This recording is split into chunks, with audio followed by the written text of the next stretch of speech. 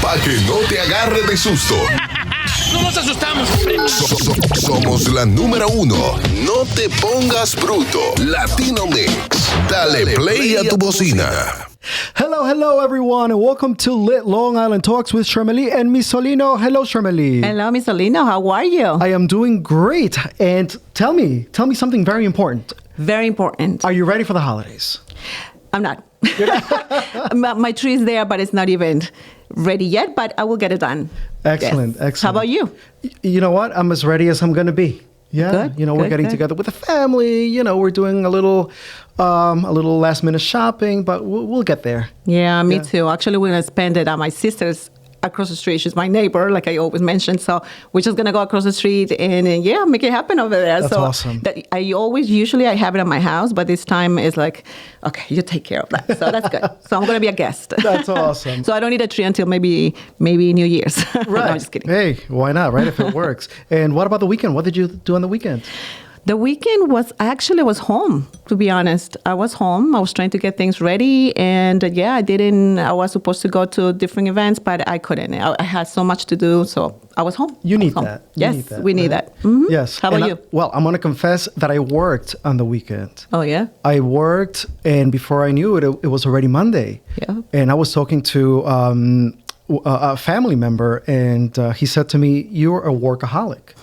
So, of course, I looked it up, right? I mean, yes, I people do tell me that I'm a workaholic, and I take it as a joke. Mm-hmm. But when I was doing my research on what workaholic is, it's actually something that could be serious. Did you know that? Yes, I knew that. My family always tells me that I'm a workaholic. Like, for realtors myself, Saturdays and Sundays are the days that we work the most. Yes. So I'm taking a little bit of advantage now, but I still was working also at the house, on my laptop, stuff like that. So I shouldn't say that I didn't do anything, because I did. Yes. And you know what? I was reading, according to Forbes, the term workaholic was first introduced back in 1971 by American psychologist Wayne Oates. I don't know if I'm saying that right, but he described it as he described a workaholic as someone who has the uncontrollable need to work. Mm-hmm. Of course. Do you relate? I do relate. Yeah? Yeah.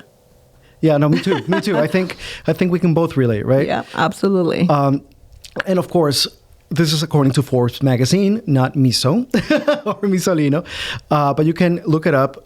It gives you the possible signs of a workaholic. It gives you how to find a better work-life balance, because sometimes we don't have that. We don't have a work-life balance, right? So they give you 4 tips on Forbes. You got to set up a stop time. You got to stop and just relax. That's 1. Number 2, you got to find something to do after work. Number 3, learn to delegate. And number 4, just consider professional help. I think I go with that number 4. Right. But delegating is the hardest part for me. It's yes. I'm learning to delegate. Of course. But yeah, of course, those points are on point. They're valid points. So again, Forbes.com. If you consider yourself a workaholic, look it up. And, we all like to work. We all like to do something maybe outside of work, right? But it's okay to take a small vacation once in a while. Yeah. When's your next vacation, Shermely? No idea. Actually, I'm planning, to be honest, now that you bring that up, actually, I'm planning on going to Colombia in January with my daughter, That's which awesome. is right now listening here. Hi, Rochelle. So it's something that we're planning, but let's see. Hopefully it happens. But yeah. That's the idea. Colombia has definitely been on my bucket list for the longest time. Me, I don't know. I don't know when my next vacation will be. But after reading this article, I think it's going to be sooner than later. Yeah. Or if you want to give you some therapist numbers, we go together. Exactly. So yeah, be ready for the holidays and just enjoy what you do. And do what you enjoy, right? I think that's important also. Yeah. Because if, a lot of people work and, that they unfortunately aren't unhappy with their current jobs, they're going to be miserable. Right. I think the advice today would be do what you do what you like. Do what you like and like what you do. Exactly. And, when you're doing what you like, you're not working. Correct. You're not working. So that's follow that. So maybe that's the reason why we never stop. Exactly. Right? Because we like what we do, right? Exactly. I love what I do. So I'm always happy. But like you said, with workaholics, we don't stop. I think we don't see it. We think it's because we're enjoying it at the same time, but it's work. And it could get overwhelming, Definitely. So put your comments on Instagram, Facebook, Lit, Long Island Talks. So are you a workaholic? That's our question. Are you? I know I am. Are you a workaholic? Are you a workaholic? So we'll be right back after this break. Let's hear some music. Trip. Latino Mixx es pura candela. Dale play a tu bocina. So we're back, my dear friends, to Long Island Talks. And today we have a special guest that I've known for quite some time. And I appreciate her very much. She is such a community leader, and I'm so proud of her, and I tell her that every time I see her. Please welcome to Lit, Suci Padro. Hello, Suci. How are you? Hi, guys. Thank you so much for having me today. Of course. And, welcome, Suci. And Charmalie and Suci know each other, of course, right? Mm-hmm. Suci's an amazing woman. I mean, not just, she's extra special today. I know Suci for a while already, and she does amazing work. Yeah, and you know what? I know that Suci wears many different hats, right? So can you tell us about your community involvement, Suci? I am extremely passionate about the community and being able to serve. And I think it's so important to have a service mentality because when you have a little bit, right, let's share it with others, make sure there's abundance for everybody. I, at the moment, am on the board of Leukemia Lymphoma Society. That's something that's super near and dear to my heart. We are part of the Visionaries campaign, which is a campaign that raises funds towards different trials for leukemia lymphoma. Leukemia Lymphoma is a non-for-profit that is privately funded. I'm also very active with Latina Business Network. I'm on the board of directors, and we do a lot there as well. We do different grants. We host different donation drives. 2 weeks ago, we hosted a toy drive for the Hispanic Counseling Center, and Charmalie was so generous and brought us a donation. Our goal was to bring 1,100 toys in, which we did. Latina Business Network was able to bring that in, and we're so excited that we were able to make that a possibility. I'm also a big advocate for Long Island Cares. I think child hunger is a real thing here on Long Island, although we don't realize it. So I'm extremely passionate about that as well. I participate consistently on Adopt a Family. And lastly, the pajama program. That's also near and dear to my heart. It's a program where you get pajamas for kids, babies to teens, and toys and books. And it's mostly towards foster and adopted kids. They'll have their clean pajamas and toys and books to read. That's awesome. That's Beautiful. awesome. And it's very important. And you know what? You nailed it, because a lot of times when we're outside of Long Island, when you say Long Island, people think the Hamptons. Yeah, absolutely. Right? There is a northwest, south, east, so there's always places in between that are in need of our help. Absolutely. You're 100% right. It's funny because when you travel abroad, when you go anywhere, I was in Spain in the spring, and we mentioned we were from New York, and they were from Long Island. Oh, you guys must be rich. And I'm like, why would they think that Long Island is, it's a big island. Right. Everybody does think the Hamptons, which is funny that you'd say that, because that's what everybody thinks. Absolutely. Yeah. And Suci, besides all this, because this is just your extra, everything that you do for the community, which is amazing. But guys, don't think that this is all she does. She does more, way more than that. She's being humble. She's being humble. Yes. So tell us about your main job that you have with there's something else that I didn't get to mention that Charmalie and I are together on. I'm the vice president for the National Association of Hispanic Real Estate Professionals. That's more, it's us educating, creating education to grow generational wealth towards our real estate community. And my day job, which is my everyday job, the one that I work Monday through Friday, even on the weekends, is I am a branch manager with Nationwide Mortgage. I am branch manager with the Own It team. Awesome. And I know the Own It team, you guys do a lot of events also with the community. Absolutely. Because community involvement is so near and dear to my heart, our team is very generous. We try to make sure that we help when we can. We have several offices throughout the United States. Our main office is here in Melville, and we're here for servicing all your home buying needs. We do grant programs, such as Sony May, which what everybody knows. There's a lot of other programs that are available that a lot of home buyers aren't aware of. They think they need 20% and they don't. They need, depending on what you qualify for, you need 5%. So our job is to educate and see how can we make that a possibility for you. As a matter of fact, when you and I were on the phone yesterday, you were educating me on some things that I didn't know. Yeah. Right? So that's very important. So please call Suci. Call Suci. So back to Sharmili's question. You are a manager, right? A nationwide mortgage bank. Your role as a manager, what is it that you do on a daily basis? On a daily basis, as a branch manager, I do a lot. I'm always focused on bringing new talent, but also helping the talent that we already have, right? We want to make sure that we're a resource to you. We want to make sure that our visions align, and that anybody that works with our team that wants to grow, we want to make sure we're helping you get to that point where you want to be. We want to make sure you're able to service your clients correctly. We want to make sure you're educated and you have the programs necessary to do so.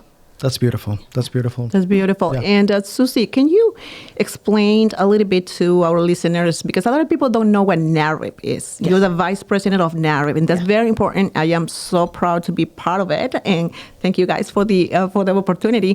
Can you explain to them what NARIP is? Yes. So NARIP is the National Association of Hispanic Real Estate Professionals. The home base is actually in California. There's different chapters throughout the United States, and it's bringing together a group of industry professionals, whether you don't have to be just a realtor, it's anybody that's in this real estate industry, and it's to educate, to empower Latino home ownership. I don't know if you guys are aware of this, but Latino home ownership in the United States, it's at almost 47%. That's huge. That is huge. And it's because of community involvement like this, like NARIP. You're bridging the gap, you're bringing education. At every event, we try to bring something that's valuable to anybody who's in the industry, whether you're a realtor, if you're a realtor, how to service your clients, different things that are available to them. But it's to educate and to create generational wealth, to have that mindset that it's empowering to own your own home or to invest. And besides that, it's so beautiful to see so many realtors being part of NARIP, not only realtors, but also lenders, different lenders. Yeah. So we work together. It's collaboration, and I love it. Yeah. I love it. It's all about real estate. Yeah. So if I can say it in Spanish, so NARIP es la Organización Nacional de Hispanos de Realtors o Agentes de Bienes y Raíces. Es una organización súper grande que hay en diferentes estados. Y si tienen alguna pregunta, call Let's o mándenos un mensajito. Le preguntamos a Suci para que les expliquen y sean parte de NARIP. No solamente tienen que ser agentes de bienes y raíces o tampoco banqueros, pueden ser pueden ser abogados de diferentes tipo de negocios. Cualquier empresario. Yeah, and I was surprised because I didn't know about NARIP until like about a year ago, right? And to see the amount of people, and it's really a sea of people that are involved. Yeah, absolutely. And I think it's just such a great program, right? And if somebody wants to be involved in, I think it's very beneficial to our communities travel. In general. Yeah, we travel, we host events. We have an event coming up actually on January 30th, which was it's based around foreclosures in REO. We're going to have some industry specialists discuss that, because I know that we want to bring value to our real estate community. I know a lot of realtors want to know about that. So Suci, what factors should individuals consider when deciding between renting and buying a home? When people ask me that, and as I'm a huge proponent for home ownership, but it's always based on the person's individual moment, right? If you're paying $1,000 in rent a month and you're okay with that and you're comfortable, that's $12,000 that you're not getting back. But if you're able to purchase a home and maybe double that payment to $2,000 a month, and you're paying your own, and you're creating wealth, you're building equity, because buying a home you're never going to be at a loss. It's always going to come up in value. And that's what I ask my buyers, like, what is it that you want to see? What is the purpose of this home? Is it for you and your family? Are you alone? Do you have kids? What is the vision? Because it's not just about you buying a home, right? It's, can you sustain that payment? Right. Is there affordability? Can you still live a quality of life? And that's super important. And for most people, when you start to break down the numbers, they see that it's not that much more of an investment than it is to rent. Because renting, you're paying somebody else's mortgage. You're making somebody else rent. They're gaining equity. That's a fact. Yep. And now, how can individuals improve their credit score and financial standing to qualify for a better mortgage rate? So credit is important. that's one of the pieces of buying a home is as important as you having the ability, your debt to income and your credit. A lot of people don't know where to start. So I always ask everyone, like, where do you think your credit stands? And when I ask this question, they're like, oh, my credit's great. So when we run it, we're like, oh, there's a few things that we can tweak here. My most important thing is pay things on time. Right. Late payments hinder your ability. Like, oh, but I paid it. It's just late. No. Make your payments on time, even the minimum. That's better than you being late. Right. And if you don't have the ability, and if there's some people that would sit down, they're already in trouble. They don't know what to do with it. They already have some collections. Sit down with the specialist. Our bank has an in-house credit specialist that will have. Brian is amazing, by the way. It's his name, and Hello, Brian. He'll run a scenario and an analysis to let us know this is what we need to do. This is he does some amazing things as long as our borrowers are willing to actually follow his instruction. Awesome. Great. Yeah. And Suci, now that we're getting into the lender part, I know there's a lot of programs out there, but yes, tell us a little bit more into, because I've been having a lot of questions about the Sonny Mae program. Yes, absolutely. Sonny Mae. Sonny Mae. So Sonny Mae is a state of New York program, and what it does is, depending on your income and how many people will be living in that property, you can qualify for $15,000 towards your down payment assistance. That's a major help. It is. A lot of times that's the down payment towards the property, then you only have to come in with your closing costs. But this new year, as of January, you may qualify for up to $30,000. That's awesome. Just keep in mind, though, those $30,000, when they're gone, they're gone. So it's first come, first serve. Right. Where Sonny Mae, usually it's available through year round. This particular program with the $30,000 is only until funds run out. And it has a limit, right, on income? It has an income limit. It depends. New York is a high cost state, so the income limit depends on the amount of people in the family. So for the highest for a family of 4 would be $160,000. A family of 4. Yeah. Okay. $160,000. Okay, that's very good to know. And what about fees? Fees. Some people think, that there may be hidden fees. So what should buyers be aware of regarding closing costs and other fees associated with a mortgage? So whenever I sit down with everybody, I explain to them what the different fees are. The first thing they're going to spend their money is on an inspection. You're going to pay an inspector. You're going to pay your attorney. You're going to do a down payment. You're going to have closing costs. And in those closing costs, a lot of people think it goes to the bank, and it's not. It's and I explain it this way, right? It's exactly like when you buy a car. There's taxes, title, and transfer fees. Of course. Only they're bigger numbers because this is a house. So, and I explain there's a few different things that are encompassed in that, but for the most part, that's.